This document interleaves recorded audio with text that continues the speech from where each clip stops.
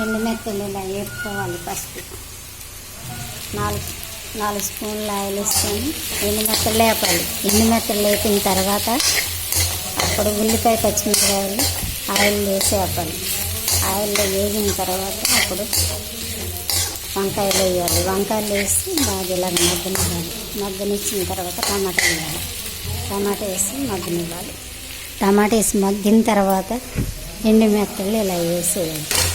వేపిన ఎండు మెత్తలు తర్వాత సాల్ట్, కారం, పసుపు ఇవన్నీ 2 స్పూన్లు కారం, 1 స్పూన్నర సాల్ట్, 1/2 స్పూన్ పసుపు వేసాను దీనిలో. ఇలా మగ్గిన తర్వాత కొంచెం నీళ్ళు పోసి దీంట్లో నీళ్ళు పోయాలి.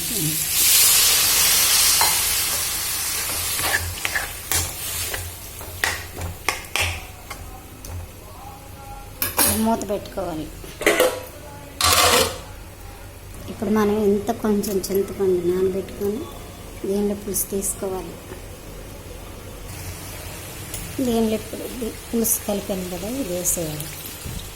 చింతపండు పులుసు